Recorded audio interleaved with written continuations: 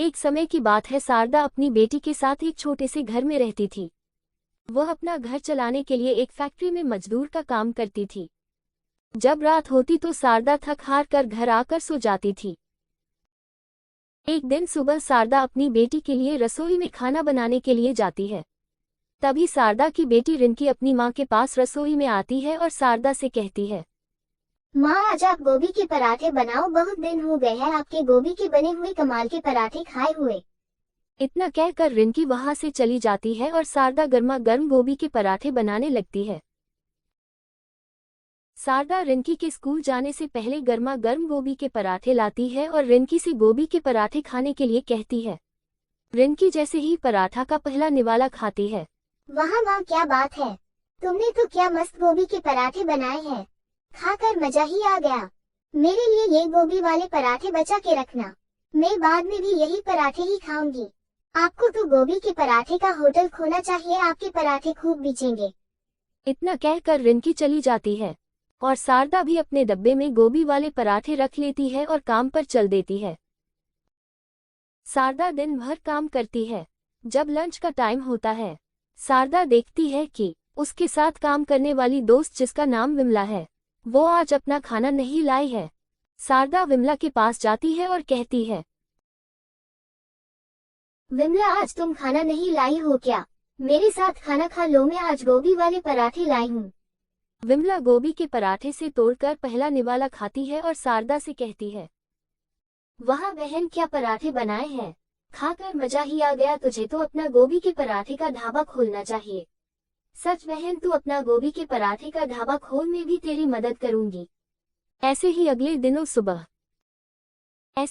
दिन सुबह शारदा पूरे दिन काम करती है और जब शाम होती है, बहन आज मैं कुछ भी खाने के लिए नहीं लाई थी, चल घर चलते हुए रास्ते के पास ढाबे से कुछ खा लेंगे। तभी अचानक से जोरदार बारिश शुरू होने लगती है। शारदा और विमला दोनों वहां से चल देते हैं। चलते चलते रास्ते में एक गोभी के पराठे का ढाबा दिखता है। शारदा और विमला ढाबे के पास जाते हैं। विमला पराठे वाले से पूछती है, क्यों भाई सुनो, एक प्लेट कितने कितने की दी है और एक प्लेट में कितने पराठे आएंगे?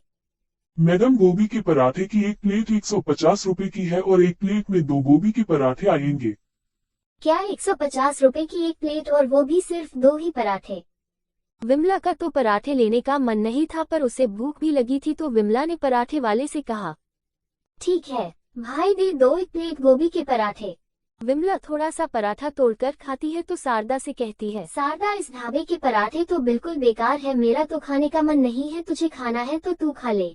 शारदा तो पराठे खा लेती है और वो दोनों वहां से चले जाते हैं। विमला शारदा से कहती है, बहन तू ये पैसे रख। क्यों विमला, तू ये पैसे मुझे क्यों दे रही है? मेरे लिए कल गोभी वाले पराठे बना देना। पता है मैं क्यों तुझसे कह रही हूँ, क्योंकि तू सबसे अच्छे गोभी के पराठे बनाती है। अरे विमला, इसकी क्या जरूरत थी, मैं वैसे भी गोभी के पराठे बनाने वाली थी। अगले दिन जब सुबह होती है, विमला वही फैक्ट्री के पास बैठकर शारदा के गोभी के पराठे लाने का इंतजार करती है। तभी शारदा फैक्ट्री के पास विमला के लिए गर्मा गर्म पराठे लाती है। बहन तू ले आई गोभी वाले पराठे। विमला थोड़ा सा गोभी वाला पराठा खाती है तो विमला शारदा से कहती है, शारदा क्या बात है, तेरे हाथ के बने हुए पराठे में एक अलग ही जादू है, खा के मजा ही आ जाता है। तुझे मेरी बात पर यकीन नहीं है तो तू यहाँ पर जो लोग हैं उनको पराठे खिला के देख, वो भी तेरे पराठे की तारीफ करने लगेंगे। शारदा वहां पर बैठे लोगों को पराठे देती है। वे सभी शारदा के हाथ के बने हुए पराठे खाते हैं। उन्हें शारदा के गोभी के पराठे इतने पसंद आते हैं, वो शारदा की तारीफ करने लगते हैं। हाँ बेटा, तुम अच्छे पराठे बनाती हो, ढाबे पर जो पराठे मिलते हैं उससे भी बहुत अच्छे। मैं तो कहती हूँ बेटा, तुम अपना ढाबा यही फैक्ट्री के पास खोल लो, हम मजदूरों को भी बाहर नहीं जाना पड़ेगा ढाबे पर खाना खाने के लिए। शारदा भी सोचती है फैक्ट्री के पास गोभी के पराठों का ढाबा खोलने का। शारदा अपना ढाबा खोलने के लिए और पैसे जमा करने के लिए मेहनत करती है और काम करती है। शारदा अपना ढाबा खोलना चाहती है, पर उसके पास पैसे नहीं होते हैं। शारदा पैसे जमा करने के लिए दिन रात काम करती है। एक दिन शारदा विमला से आकर कहती है, विमला मैं अपना ढाबा खोलना चाहती हूँ, समझ नहीं आ रहा है कि ढाबा खोलना चाहिए कि नहीं। क्यों नहीं बहन, बिल्कुल ढाबा खोलना चाहिए। तू गोभी के पराठे अच्छे भी बनाती है, या फैक्ट्री के पास तेरे पराठे भी खूब बचेंगे। बहन सच, तू अपना ढाबा खोल में भी तेरी मदद करूंगी। तभी वहाँ पर काम करने वाले मजदूर आ जाते हैं और शारदा से कहते हैं, बेटा तुम सही कह रही हो, तुम्हें अपना ढाबा यही फैक्ट्री के पास खोलना चाहिए। बेटा तुम अपना ढाबा खोलो, हम भी तुम्हारी मदद करेंगे। बेटा मैं बिल्कुल सही कह रही हूँ, क्योंकि फैक्ट्री के पास कोई ढाबा भी नहीं है, इसलिए तुम्हें यहाँ अपना ढाबा खोलना चाहिए। हाँ शारदा बेटा, हमें भी खाना खाने के लिए काफी दूर जाना पड़ता है, अपने लिए ना सही जहाँ पर काम करने वाले मजदूरों के लिए ही। तुम अपना ढाबा खोल लो। बेटा तुम्हें अपना ढाबा जरूर खोलना चाहिए। शारदा बेटा तुम अपना ढाबा खोलो, हाँ हम सब भी तुम्हारी मदद करेंगे। हाँ तुम सब सही कह रहे हो, शारदा को अपना ढाबा यही फैक्ट्री के पास खोलना चाहिए, क्योंकि यहाँ पर आसपास कोई ढाबा भी नहीं है। हम मजदूरों को खाना खाने के लिए काफी दूर जाना पड़ता है, अपने लिए ना सही यहाँ पर काम करने वाले मजदूरों के लिए तुम्हें अपना ढाबा खोलना चाहिए। बेटा शारदा का ढाबा खोलने के लिए सब लोग कुछ न कुछ लाते हैं। कोई तवा लाता है तो कोई गैस लाता है, कुछ लोग सिलेंडर लाते हैं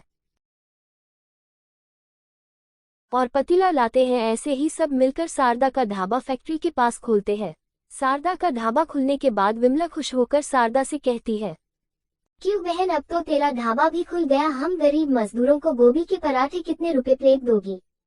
50 रुपए प्लेट। अच्छा, 50 रुपए में एक गोभी के पराठे की प्लेट? नहीं विमला, 50 रुपए में भर पेट खाना। वाह बहन क्या बात है, 50 रुपए में भर पेट खाना। में तो अब बाहर नहीं जा करूंगी, खाना खाने में सिर्फ तेरे ही ढाबे पर ही आया करूंगी। बेटा तुम्हारा बहुत बहुत शुक्रिया। हमें खाना खाने के लिए फैक्ट्री से काफी दूर जाना पड़ता था और वो भी बहुत महंगे खाने की एक प्लेट देता था। आज से हम भी तुम्हारे ही ढाबे पर ही खाना खाने के लिए आया करेंगे। शारदा के ढाबे पर सब खाना खाने के लिए बैठ जाते हैं और गोभी वाले पराठे खाने लगते हैं। सबको शारदा के हाथ के बने हुए पराठे काफी ज्यादा पसंद आते हैं। शारदा की दुकान पर अब काफी भीड़ लगने लगती थी। उसकी दुकान पर बहुत सारे ग्राहक आने लगते थे। शारदा की दुकान रात और दिन खूब चलती थी। ऐसे ही शारदा ने अपना बड़ा सा ढाबा खोल लिया।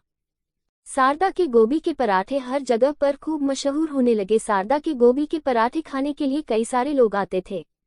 अब शारदा ने ढाबे की जगह गोभी के पराठे का होटल खोल लिया था। शारदा के होटल पर भी खूब लोग आते थे और उसका होटल भी खूब चलता था। ऐसे ही शारदा ने अपना एक घर भी खरीद लिया। शारदा और उसकी बेटी रिंकी एक साथ उस घर में रहने लगे। शारदा के ढाबे के वजह से उसकी जिंदगी पहले से काफी बदल गई। अब रिंकी भी अपनी मां के साथ दुकान में उसकी मदद किया करती थी और शारदा और उसकी बेटी खुशी से रहते थे। वीडियो को लाइक करें, हमारे चैनल को सब्सक्राइब करें और बेल आइकन जरूर प्रेस करें हमारी न्यू वीडियो सबसे पहले देखने के लिए। सब्सक्राइब करने के बाद ना घंटी बजा देना